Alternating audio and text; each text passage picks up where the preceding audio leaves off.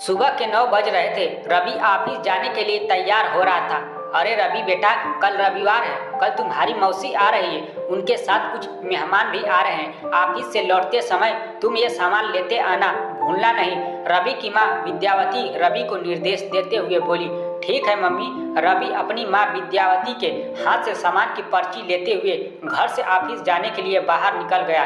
रवि विद्यावती का इकलौता बेटा था। 5 वर्ष पहले रवि के पिता का देहांत हो चुका था। छोटी बेटी सुभी का विवाह हो चुका था। 1 वर्ष पहले रवि अपने पिता की जगह रेलवे में अनुकंपा के आधार पर टीएसआई के प्रतिष्ठित पद पर नियुक्त हुआ था। घर पर उसकी माँ और एक नौकरानी के अलावा रहने वाला कोई नहीं था। रवि के लिए उसकी माँ ही सब कुछ थी। वह उसको हमेशा खुश देखना चाहता था। वह अपनी माँ की हर आज्ञा का पालन करने वाला बेटा था। सुबह के 10 बज रहे थे। अरे रवि बेटा, देख, लगता है तुम्हारी प्रभा मौसी के साथ मेहमान लोग आ गए हैं। विद्यावती गेट पर गाड़ी की आवाज़ सुनकर बोली। जी मम्मी, देखता हूँ, कहते हुए रवि घर के बाहर आ गया। सामने गेट पर उसकी मौसी के साथ एक अन्य महिला पुरुष खड़े थे जिन्हें वह जानता नहीं था। मौसी प्रणाम। रवि गेट खोलकर प्रभा के चरण छूकर बोला। खुश रहो बेटा, इन्हें भी प्रणाम करो। प्रभा रवि की पीठ पर हाथ फेरते हुए अपने साथ आए मेहमानों की तरफ इशारा करते हुए बोली। रवि ने उन लोगों को प्रणाम किया और अंदर चलने का आग्रह किया। विद्यावती ने मेहमानों के लिए पहले से ही तैयार कर लिया था। दीदी, यह है बिटिया के मम्मी पापा। प्रभा सोफे पर मेहमानों के साथ बैठते हुए विद्यावती से बोली। बिटिया के मम्मी पापा। रवि चौंक गया। उसे तो पता ही नहीं था कि उसे देखने वाले लड़की वाले आए थे। वह चुपचाप दूसरे कमरे में चला गया। कमरे से मौसी और उनके साथ आए मेहमानों की आवाज़ आ रही थी। रवि परेशान था।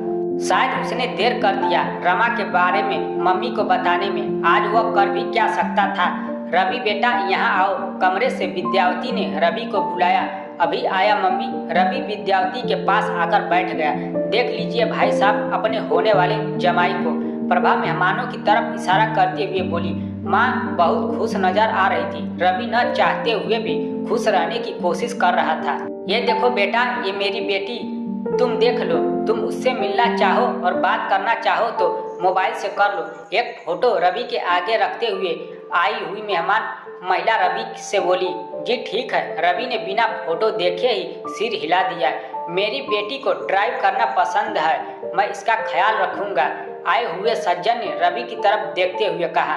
रवि खुश होने का असफल प्रयास करता हुआ अपनी माँ की तरफ देखते हुए अपने कमरे की तरफ चला गया।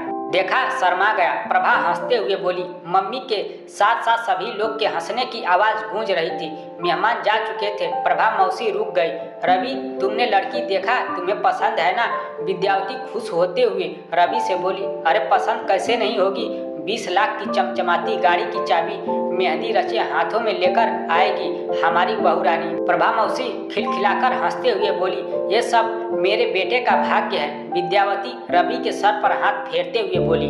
बेटा, कल सुबह तुम अपनी मौसी को छोड़ आना। विद्यावती रवि से बोली। जी मम्मी, रवि बोला और चुपचाप अपने कमरे की ओर बढ़ गया।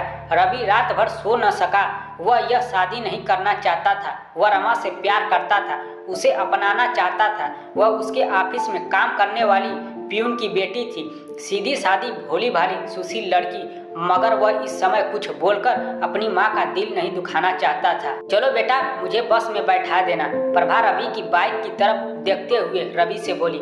रवि को तो जैसे इसका इंतजार था। उसने बाइक स्टार्ट करते हुए प्रभा मौसी को बैठने के लिए कहा और चल पड़ा बस स्टॉप की ओर। मौसी को बस में बैठाकर रवि वापस लौट रहा था। वह बेचैन था। वह समझ नहीं पा रहा था कि वह अपनी माँ से कैसे कहे कि वह यह शादी नहीं करना चाहता है। उसका ध्यान भंग हो रहा था। उसकी बाइक आगे वाले टेम्पो से टकराकर नीचे गिर चुकी थी। बाइक उसके पैर के ऊपर थी। वह जमीन पर पड़ा हुआ था। रवि के एक्सीडेंट की खबर सुनकर विद्यावती का शरीर थर-थर कांपने लगा। वह अस्पताल पहुंच चुकी थी। सामने रवि पलंग पर लेटा हुआ था। विद्यावती की आंखों से आंसू छलक रहे थे। वह रवि को इस हालत में नहीं देख सकती थी। चुप हो जाओ मम्मी, मुझे कुछ नहीं हुआ है, बस पैर में चोट लगी है। रवि सर उठाते हुए बोला। आप लेटे रहिए, अभी पैर मत हिलाइए। रवि के पलंग के पास खड़ी रमा रवि को सहारा देते हुए बोली। ये रमा है मम्मी। रवि विद्यावती से बोला। विद्यावती एकटक रमा की ओर देखती रही, जो उसके बेटे के कितने करीब है, जो उसके आने से पहले रवि की देखभाल कर रही थी। वह समझ चुकी थी उसका बेटा क्यों दुर्घटना का शिकार हुआ था। उसे रवि से उसके जीवन साथी के विषय में बात करनी थी, जो उसने नहीं किया। वह जानती थी उसका बेटा अपनी माँ की इच्छा को कभी नहीं टाल सकता। उसने अनजाने में जो पाप किया था उसका प्रायश्चित भी उसे ही करना था। सुनो बेटा, इधर आओ, रमा को अपने पास बुलाते हुए विद्यावती बोली। जी मम्मी, रमा बोली। क्या तुम और रवि एक दूसरे को पसंद करते हो? रमा ने शर्माते हुए सिर झुका लिया। रवि बेटा, मैं नहीं जानती थी तुम रमा को पसंद करते हो। तुमने मुझे बताया भी नहीं। मैंने भी प्रभा की बातों में फंसकर तुमसे नहीं पूछा कि तुम्हारी पसंद क्या है। विद्यावती रमा का हाथ रवि के हाथ पर रखते हुए बोली।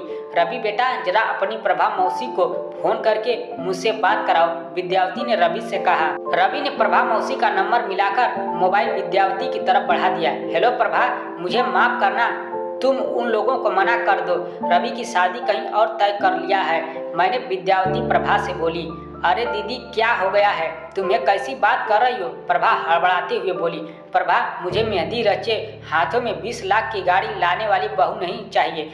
मुझे हाथों में अपनों का दुख दर्द उठाने वाली बहू चाहिए। वह मुझे मिल गई है। मैं अपने रवि की शादी उसी से करूंगी। कहते हुए विद्यावती ने फोन काट दिया। रमा को विद्यावती ने अपने गले लगा लिया।